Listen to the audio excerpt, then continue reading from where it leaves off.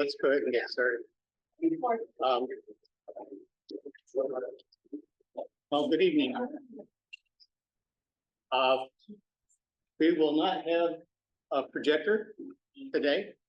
We're missing the adapter that's needed, so but we are recording on the L, so these proceedings will be on our on the website.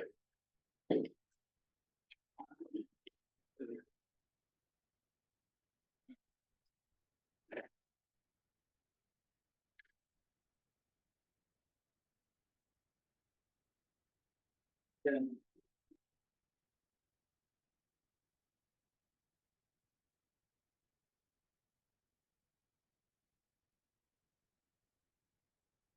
Normal Heights Planning Group envisions a healthy, vibrant community that honors unceded community land and cares for all inhabitants. We prioritize inclusive and equitable land use, valuing people over commodification. Through pedestrian and friendly infrastructure, transit-oriented development, open space preservation, and affordable housing, we strive for a vibrant and sustainable neighborhood.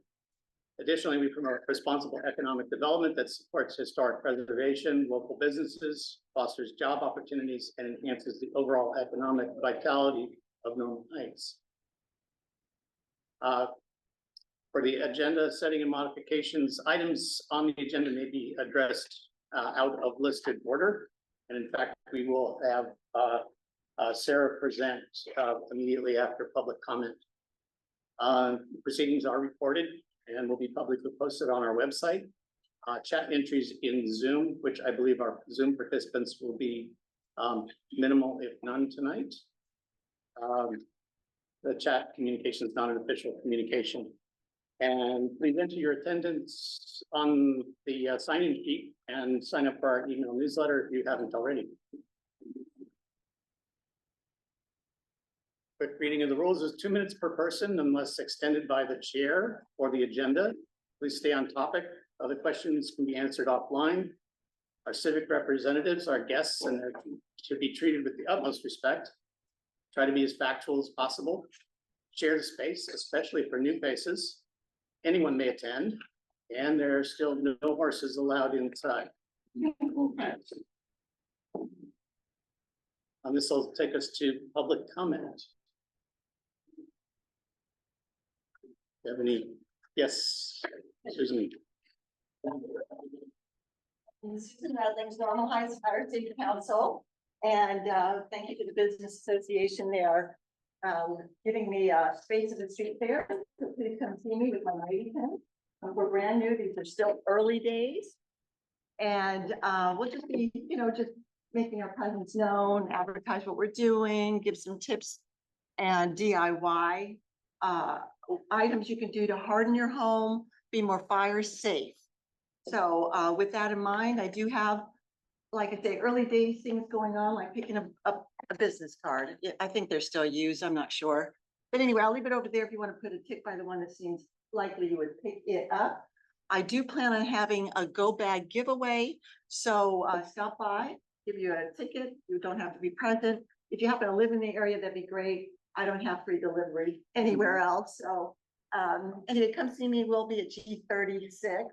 If you have any questions, I can chat with you during intermission or do email me on my website and email. Thank you. Thank you. We'll give me just a minute here. I've got someone who needs the link to get into the Zoom.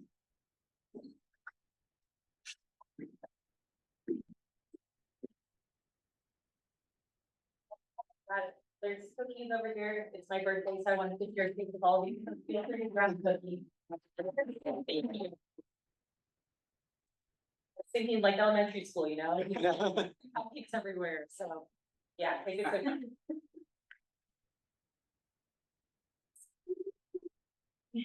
They're not so exciting when it's after 30 like that. Gotta make it thrilling somehow.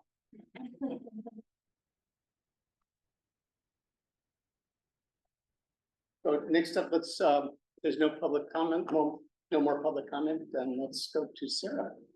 Update for Dean Lane. Hi everyone, I'm Sarah, community representative for Council Office District 9. I don't have too many updates. I just wanted to let you all know about our upcoming community cleanup. It's gonna be at Ward Canyon Park, and it's on September 13th from 9:30 till 11:30 a.m. I'll go ahead and pass these around. I don't know where to start. Everyone can just take one and pass it around. We can leave the rest on the table, if there's extra. But yeah, it should be fun. The council member will be there and acknowledging the demolition of the storefront building that's been up and vacant for a long time. Speaking of the storefront building, I know there's still fencing around it, and a lot of people have been asking about the graffiti. So I think last I checked, it was removed. I don't know, Paul, if you've seen the Ward Canyon Park, not the fencing, but the graffiti on there. Yeah, it's been covered up now. Yeah, it's been covered up. They did tell me, the Parks Department told me that they will be removing the temporary fencing and putting up more permanent fencing. But yeah, and then back to the cleanup again, we're just gonna be picking up trash around the park, painting the park, and then whatever else is that's fun to do, whoever has great ideas for how to like beautify the park, we're always open to it. My email is at the bottom of the flyer if you have any questions or concerns about anything. And that's pretty much it for me. Are there questions?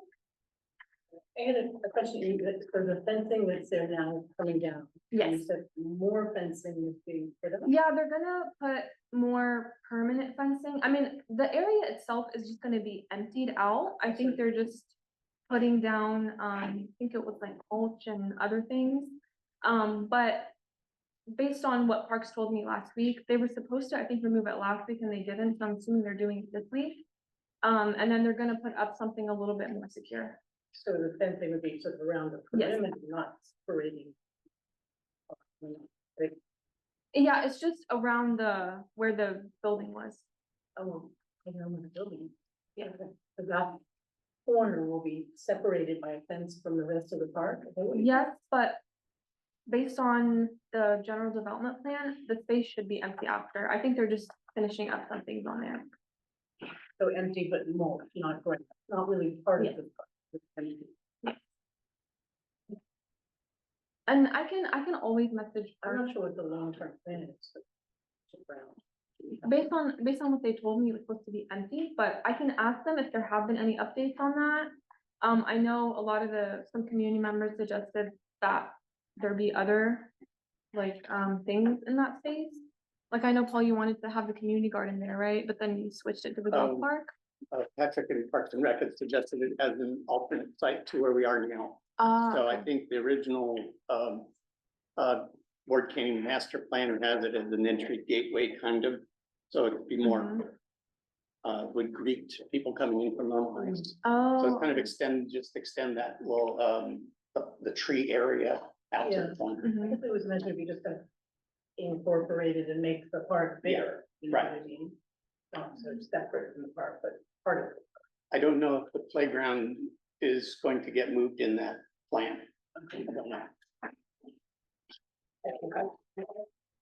By there today and they've extended that fence post all the way down, I don't like 3/4 of the way down, but 39th Street. They got fence posts there. So they're gonna send that fence all the way down there. That's where the mock building was.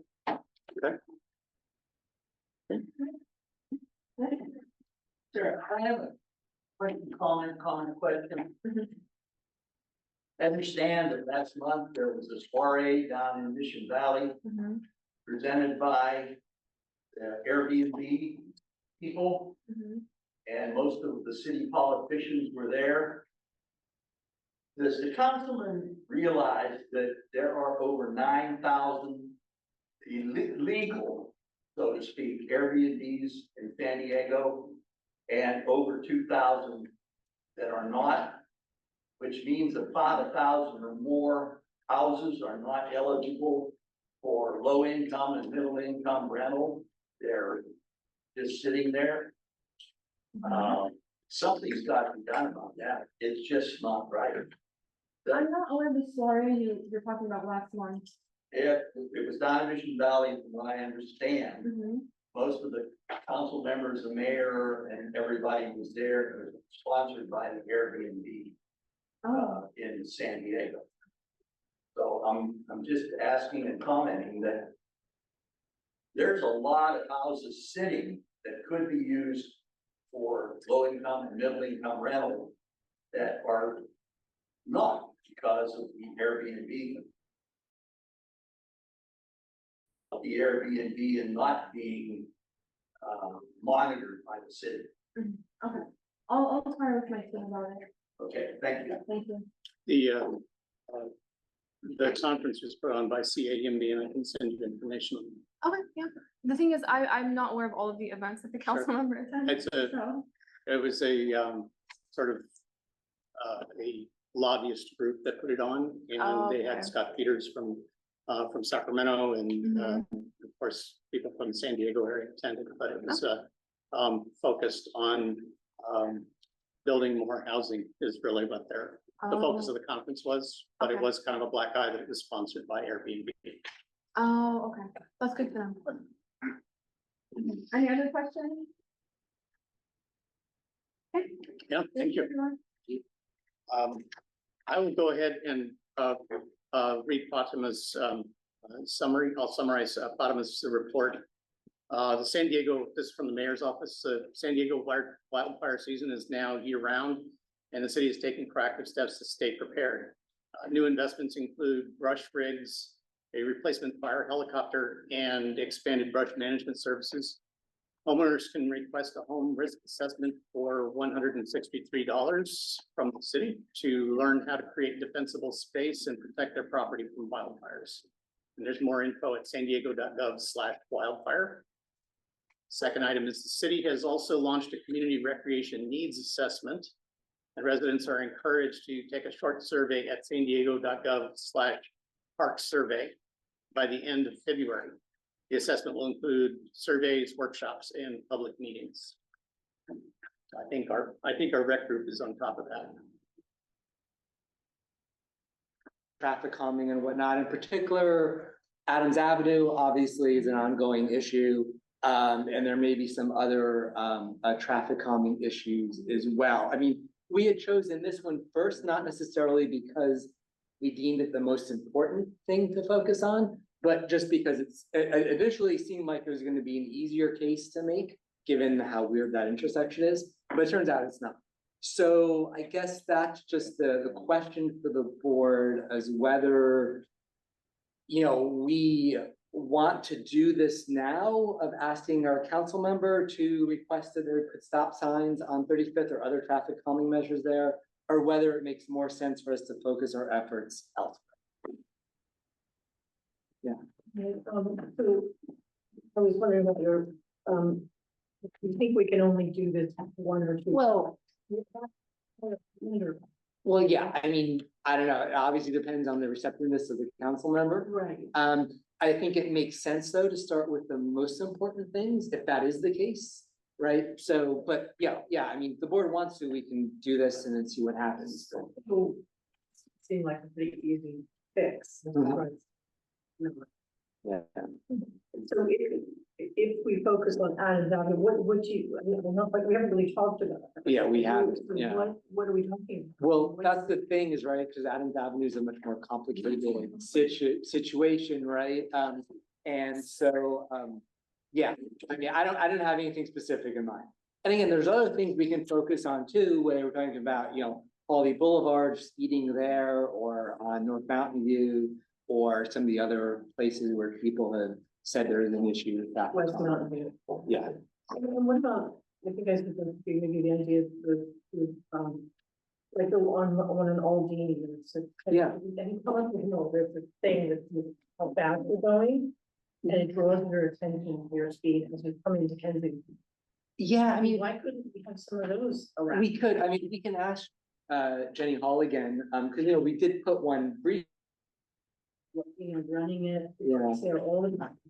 Alan, do you know if there's any rules about the permanent ones for those, or whether there's randomly placed for people? I think it would come from the traffic engineers, I think, Okay, and they would, I believe they would have to go to the police department to get those things put in. I'm not Okay. sure about that though. Yeah, and traffic engineers will probably say no, because they concluded that people don't speed on 35th, which is kind of a weird. We all, those of us who live in that area know that's not true. So yeah, it's a bit frustrating, right? Because it's like, we know there's an issue here. It's a really simple fix to put stop signs there. But the traffic engineers have just said no. I just don't see how we can change that. I have a suggestion. I'm willing to ask for reconsideration personally on my own, so it's not the group. I do have some issues with the data. Yeah, I think I shared that with the committee, that some of the data doesn't make sense. Most of it doesn't. For those of you who live up there, the traffic on 35th Street and East Mountain View, it's pretty comparable, right? Exactly. Yeah. Yeah, Because that's the key thing to getting an all-way stop, is having traffic that's pretty much comparable. And the data that they got showed that there was about 7 to 8 times as much traffic on 35th Street as there is on East Mountain View, which that's weird. just doesn't really make sense. So I can, as an individual, ask for reconsideration or reevaluation. So the board doesn't have to put its stamp on it. And depending on what I get back, I can bring that to you guys. But we can do it as a board too. Yeah. Yeah, I'm certainly not opposed to a reconsideration if that's what the board, I mean, I'm skeptical it's going to work. But we can certainly try it. I'm certainly not opposed. If that's what the board wants to do, we can certainly ask for a reconsideration. Would they That's what we- accept, would they accept speed data from us? That's a good question, actually. If we got like, even if we got like a permanent, a temporary speed trail, like we got on one that actually records the speeds, and whether if we got one of those, and then if we then gave them the speed data or the, I don't know, that records a number of people, the number of trips too, right? If we're looking for stop signs, they don't use speed data in evaluating for stop signs. We just need to They count. evaluate traffic counts, basically. We could capture traffic counts with video cameras and then just extract the motion. Yeah. We could try that. Because we could even do a week of Mhm. data that way. Yeah. Okay. So are we talking about, there's 4 stop signs, you want a 5th one? No, there's only 3, right? So there's, and 35th going both ways, there's no stop sign. Right. So if you're on 35th, you can blow through that intersection without stopping. But there's a stop sign on both East Mountain View and Arthur. But you have to pull way out into the intersection because it's blind. Yeah. Also, he's not you going, you don't want to count. There's a stop sign. Yes. Yes, on both ways for East Mountain View. Yes, there's 3, and it's a 5-spoke intersection. So Benton wouldn't qualify, then No. Arthur. Yeah, it's where Arthur is, yeah. Arthur and East Mountain View and 35th. Yes, John. It's not that part of Mountain View. It's not North Mountain View, it's East Yeah. Mountain View. And I know it's part of that, octopus area. Right, Go yeah. for it. Okay. I've lived here since 1985. I've only seen one accident at that intersection, but I've probably seen 1,000, 1,500 very near misses. And mostly it is people speeding on 35th Street. And when they had that machine there, like at 35th and Arthur, I saw people going down Arthur, southbound on 35th. And the sign is reading 37, 38, 39 mile an hour. And they never slowed down. They just kept on going. It was just like that sign wasn't there. Yeah. So I can't understand where the city engineers are coming up with their data. It just doesn't make sense. So after years and years of observation, that all of a sudden it's not a problem. Yeah, no, it's, and their speed data in 2023 was, I think, what was an average of like 28 or something, I think. Something like that. Yeah, it was, and they said it was too low to justify any traffic, which again, we know, I mean, there are no stop signs at all on 35th north of Adams. So people do fly down 35th, and of course, they'll go quicker if it ever gets repaved. If 35th ever gets repaved, then they're just gonna go even faster. So, yeah, it is but I mean, that's the data they came up with, so. One thing I wanna reiterate is the fact that their average that they took back in 2023, people pulling out of East Mountain View on the 35th from both directions or Arthur were hardly traveling at anything at all. So if they come up with a 28 mile/hour average, that's ridiculous. Well, no, I think they did it, it was 28 on 35th, right? If I remember Yeah, the it was- data. yeah, It was you on still make 35th, that- entering the Enter the intersection. intersection, Yeah. Is there any thought of a traffic circle? Or is that- Well, so I think in the request they did and, you know, Alan, you were involved with it, right? They said, anything there would be good, right? Whether it be stop signs or traffic circle or any type of traffic calming measures, and they kind of ignored everything else and just focused on stop signs. So I don't know whether exactly why they did that. But yeah, I mean, certainly, Yeah, just kidding. Traffic circles, they consider traffic calming.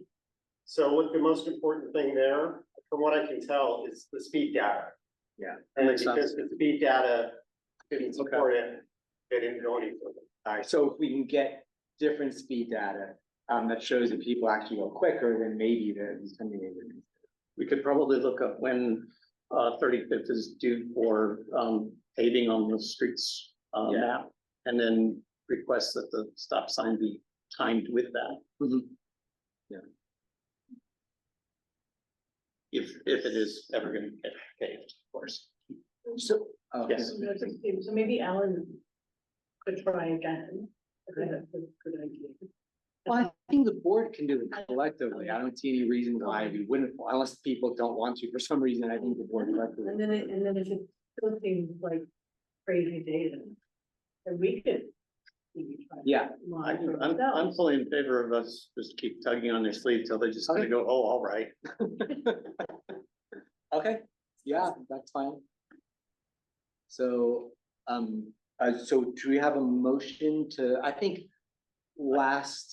I'd revise the letter a little bit now that we have the data, but I think last month I circulated a letter requesting, so do you have, I make a motion to approve sending a letter to the city to request a reevaluation of their findings for 2023. Yeah, I mean, if you wanna send it from the committee, we don't even need to take a vote. If you want my name and have the full board, then we will take it to a vote.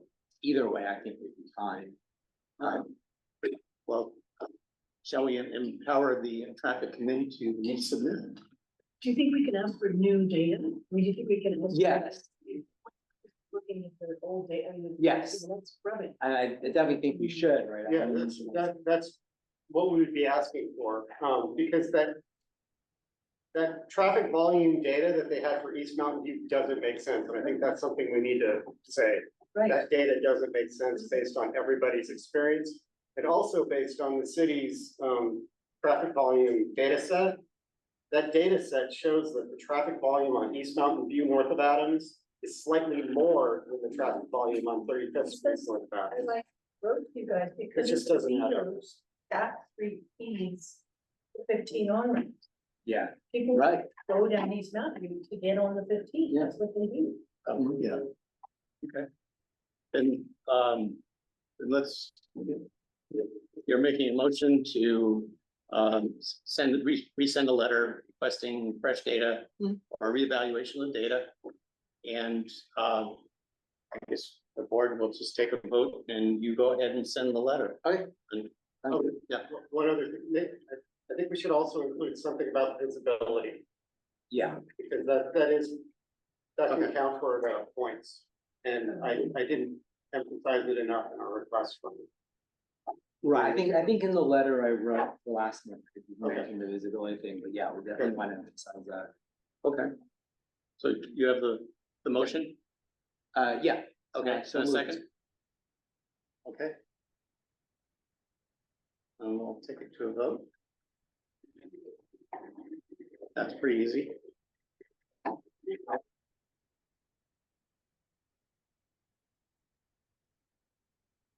That is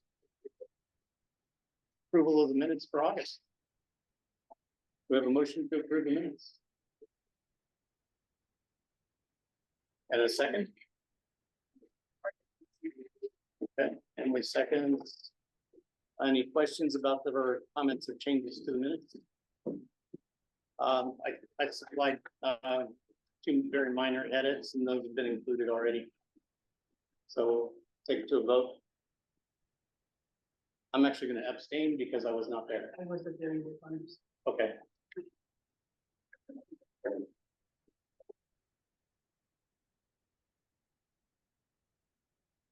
Were there any nays?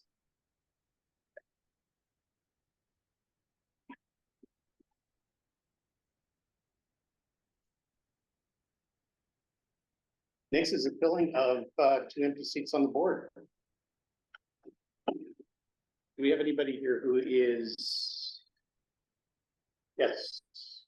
No? No, that was, oh. Yes, That was not. please introduce yourself. My name is Matthew King. I've lived in Illinois for 5 years. I really would love to contribute meaningfully to the neighborhood.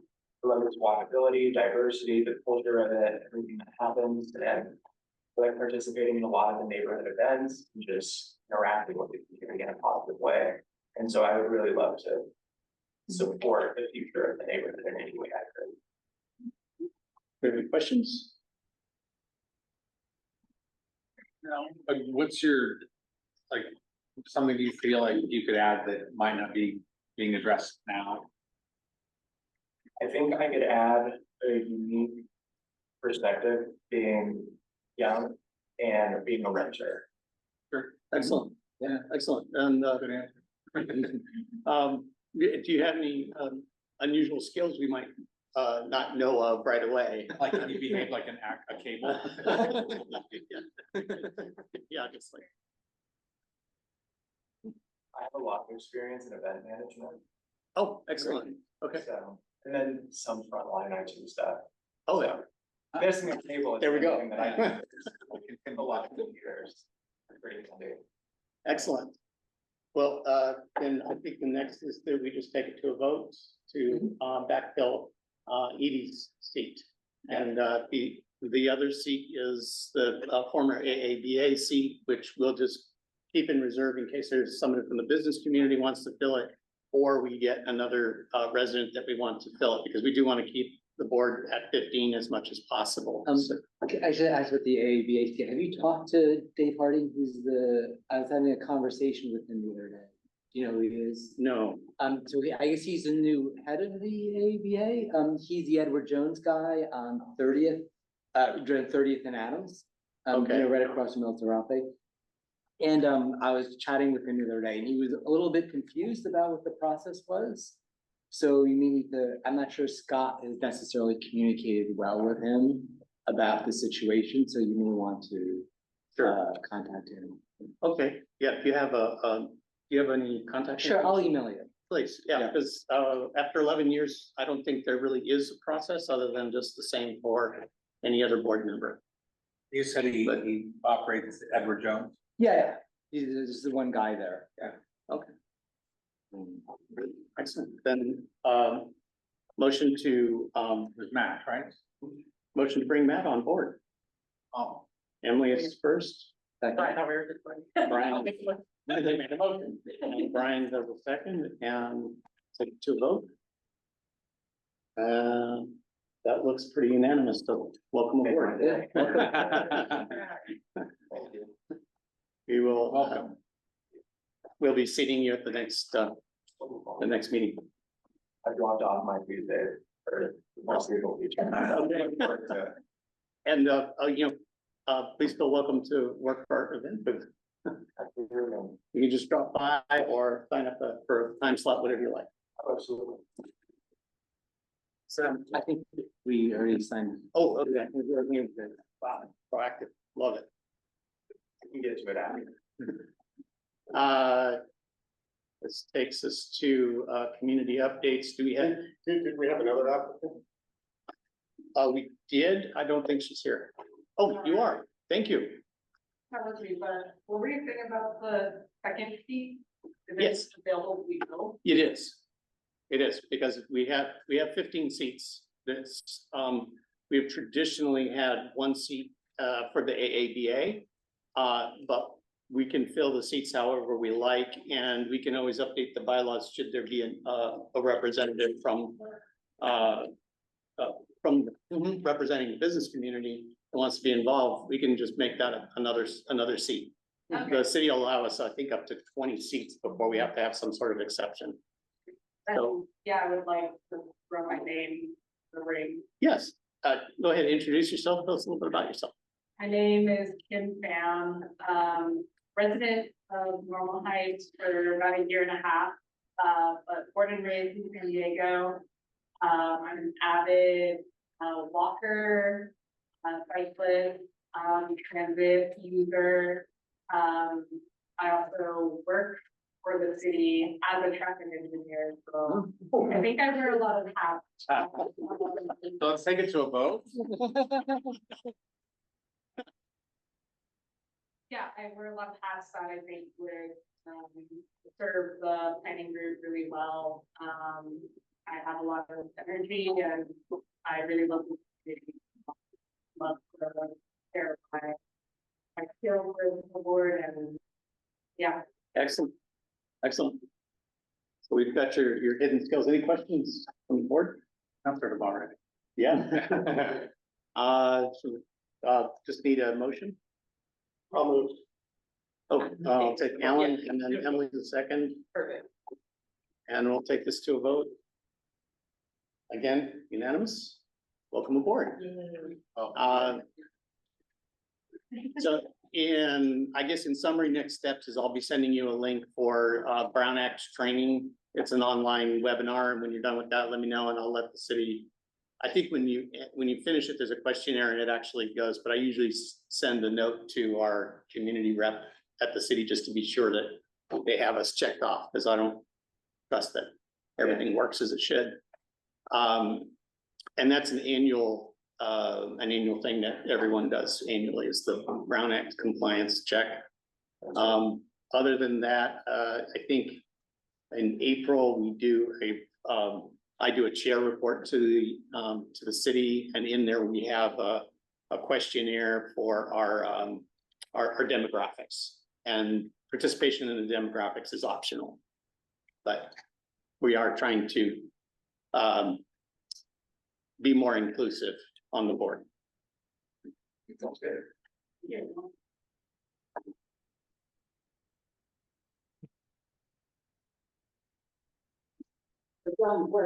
Okay,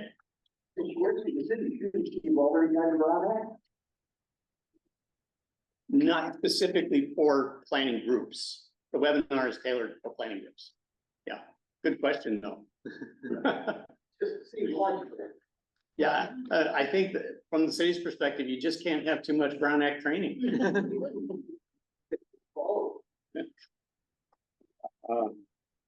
So do we have representatives from the county, state, or federal today? Not expecting that.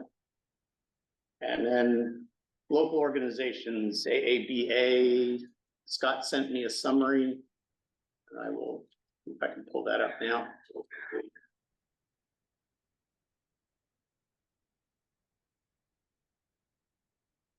Upcoming events, Adams Avenue Halloween Haunt, October 31st, 5 to 8. Trick or treating at 50 business locations, costume contest with cash prizes, and it's a free event. Can't beat that. Then Adams Avenue Spirit Stroll, November 29th, 2 to 5 p.m. Holiday themed cocktail sampling and sweets served in 24 Adams retail locations, and that is a ticketed event. And then Holiday on Adams, December 14th from 12 to 3. Snow play, pictures with Santa, and hot chocolate at the Kensington Library Park. That is also a free event. A lot of fun last year. Let's see, I don't see El Cajon Business Association, Normal Heights Community Association. Normal Heights Urban Arts, Adams Community Recreation Advisory Group. We had our meeting, turned out pretty good, we had more than we expected to have there. And they are having a Halloween event, and it's the same day on the 31st. Yeah, the same day as the other. Okay. And they need volunteers, whoever wants to volunteer with that. I think that for the last one that they had, they only had like 3 volunteers. So that's Okay. yeah, it's pretty good. And our person that the leader that's in charge of it, he's leaving us for 3 months. There's one that's in charge of it. So, right. Oh, okay. So we're gonna be getting a different person for 3 months. Okay. So we really like him too. I really like Lewis. Leaving us. Normal Heights for Smart Growth, I'll speak on behalf of that organization. Work on the community garden is front and center. The ground is now covered with solarizing plastic, and that'll stay on there till probably the end of October. In the meantime, we're working on getting water installed to be off of a sub-meter on the lower park and then run up along the edge of the dog park to the upper dog park, which is down community garden. Running that line, the city quoted us at $18,000 for the install. That's a bit high, so we're going, John Selby is shopping plumbers because we do need a licensed plumber to do that work. And he's using his contacts to find out if we can get this for substantially less. I'm also working on getting some more corporate sponsors from Adams Avenue. Put together, I'll be putting together a presentation and then shopping that around with John Selby to talk to other business owners and see if they want their name and branding on the community garden. We also had a meeting with San Diego Master Gardeners. They've volunteered to assist in planning and design. So they're going to help with planning how the boxes are. They've given us already some tips on irrigation. They'll do irrigation planning. They're also do a double check on our ADA accessibility, make sure we have, you know, the right amount of CG laid down for the paths and path widths are right. So a lot of good expertise being given to us for free on that score. Let's see. Next up is a chair report for the CPC. The Community Planners Committee was adjourned for August, so there's no news there. I think the last presentation we had there was on the Terminal 1 update for the airport, which looks pretty fancy. I think it's a Gensler project. Oh. Yeah. For everyone. Yeah.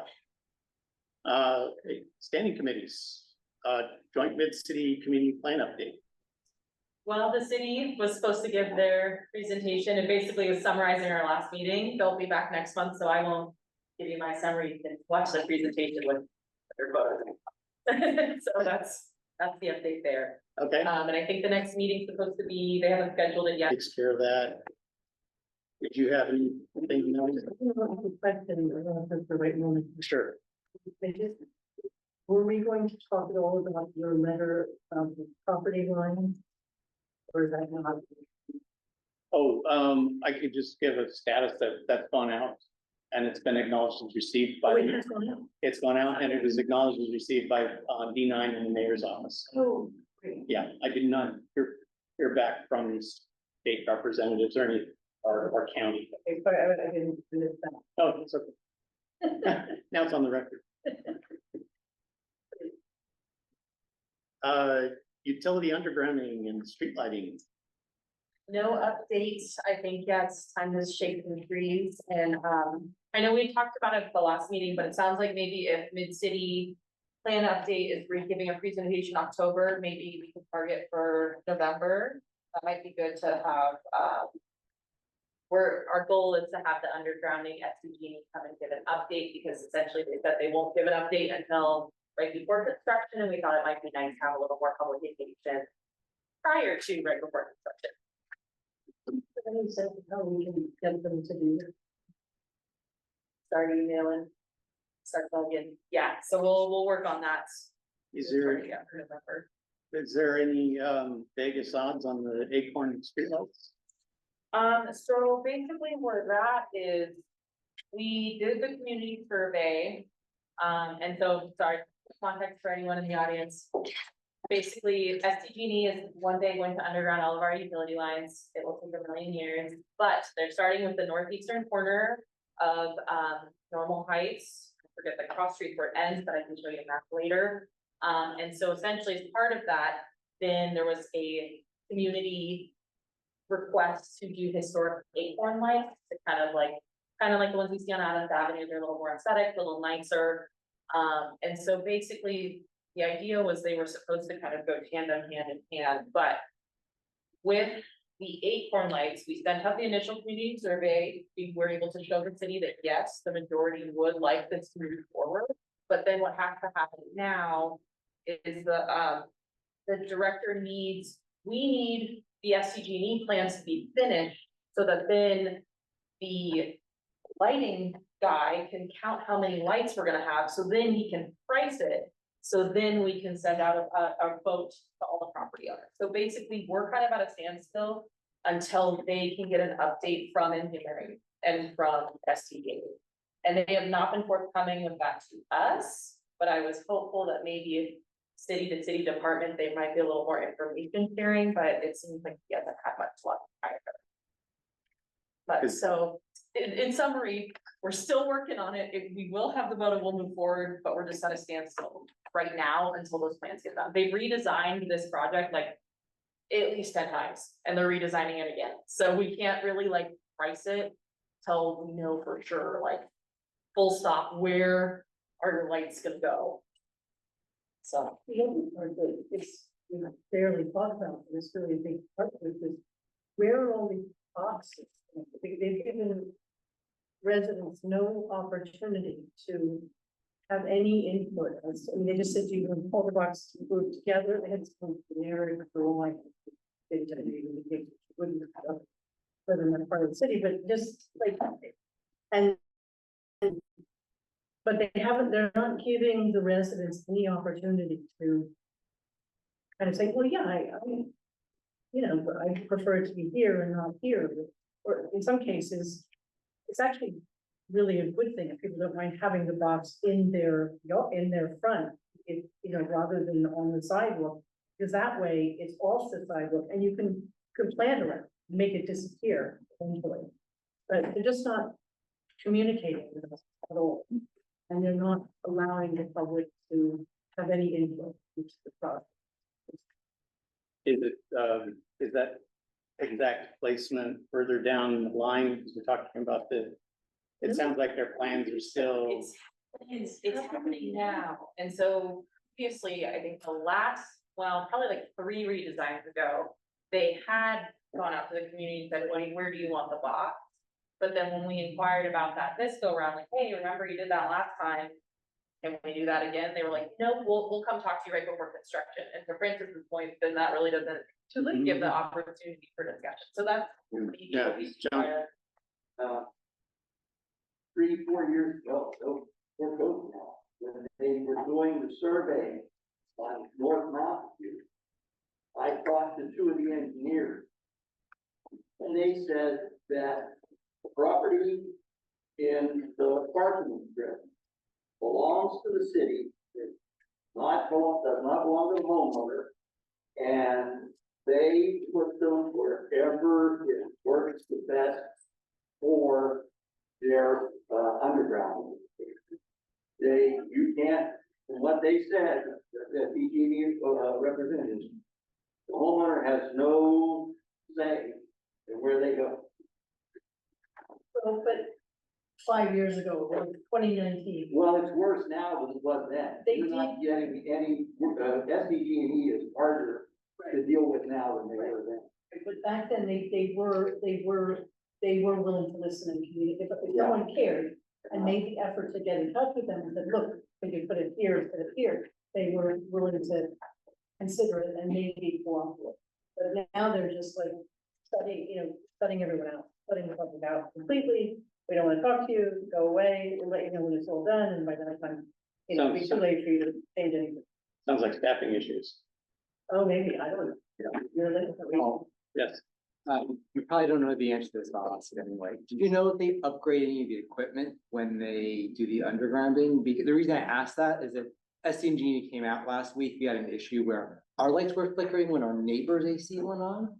And they told us it was because the transformer was, too many houses were on the transformer. I'm just wondering if that is something that like do they upgrade everything when they do this? Or do they just like keep the same equipment or even? From what I understand from talking to them, that was part of the thing, was what the scenario that this undergrounding was gonna solve. The fact that you were on the same transformer with your neighbor, and when they went underground, there was gonna be one transformer for 4 houses, but they were gonna be on individual circuits, not one circuit like they are. Okay. Yeah, so they can't reuse the pole transformers in I see. on the ground. So it they actually have- would solve that. Yeah. problem. Okay. Thank you.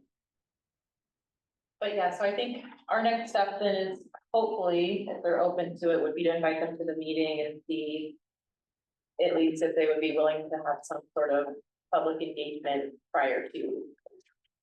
October, October, there's already a presentation.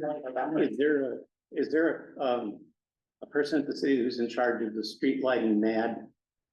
So yes, the MAD is, yeah, there's a whole MAD division. So MAD is separate from all the undergrounding people. So, but yes, to answer your question. Okay, because I remember a presentation by them years ago on this when it started, and maybe they can apply some pressure on SDG as well. Who is Matt? They have a organization that manages all of the maintenance assessment districts in order to make sure they have collected the property tax, collected the MAD funds, and then use that for the maintenance of the items that they bought. So the Acorn light they burn out, there should be a fund to put a new bulb. And that's why there has to be a community vote, because essentially if we're gonna have fancier above the minimum lights, then that has to be assessed on the property owners. It's called maintenance assessment fee that gets put on their property every year. And then, so that's why everybody votes, because if we're gonna have pretty lights, then the people that are at pretty lights. There's a whole division of the city that manages those all over. I had never heard the acronym. Yeah, no, fair, no. Well, not. I think we all get lost in acronyms, I'm glad you asked. Next up, it's traffic calming on the stretch deck. We already discussed it, and community engagement and finance committee. Do we have that now? Because that was, so that's Julia, Amy, and Sammy, yeah. So, And maybe Madison maybe joined it? well, in any case, we'll push that to next month.